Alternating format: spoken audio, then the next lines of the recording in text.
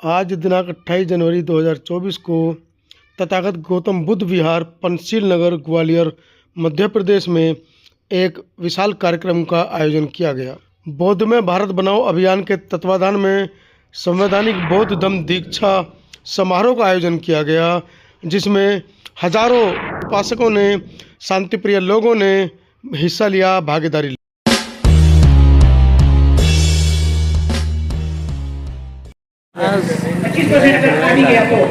पंचशील बुद्ध विहार ग्वालियर में आया हूँ।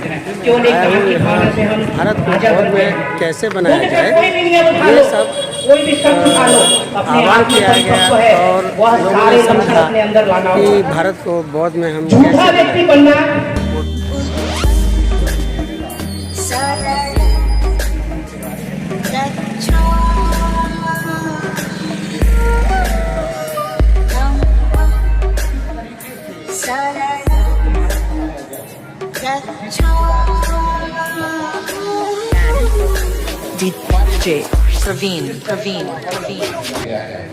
हम देख रहे हैं कि धर्म से सत्ता और सत्ता से व्यवस्था, ये तीनों इंटरकनेक्टेड कड़ियां हैं।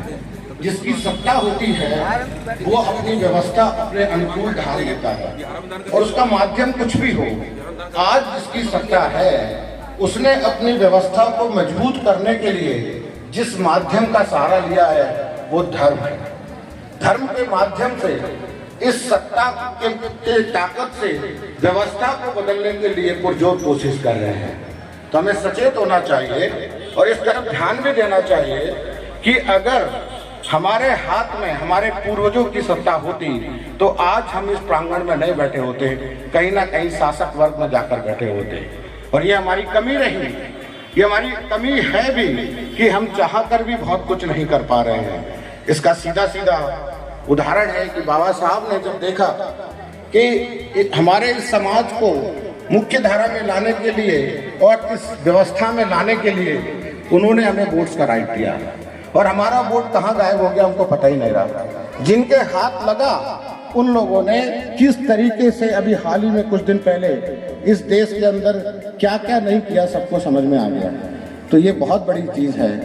इसके लिए हमें सचेत होना चाहिए और प्रचारक तैयार करने चाहिए। हर दिन काम करना होगा। एक दो लोग काम करने से इस देश में बुद्ध के सपनों का भारत या बाबा साहब के सपनों का भारत नहीं बन सकता है। अभी 31 तारीख को संयुक्त मोर्चा भारतीय लेवल का ईवीएम के विरोध में चुनाव आयोग को घेरने की तैयारी कर रहा है।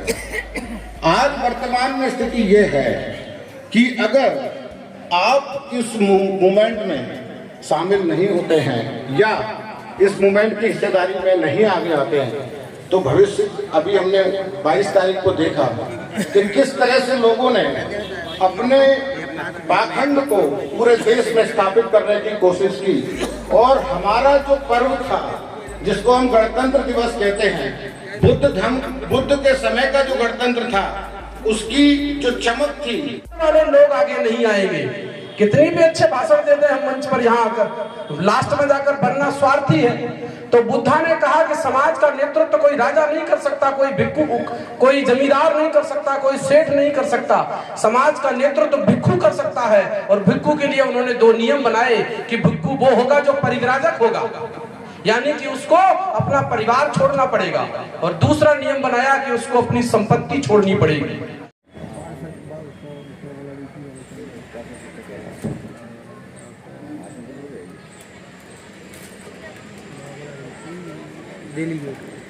सबसे पहले संसार की मानव जाति को स्वतंत्रता, समानता, भाईचारा और न्याय की शिक्षा देने वाले तथागत गौतम बुद्ध को मैं अभिवादन करती हूँ।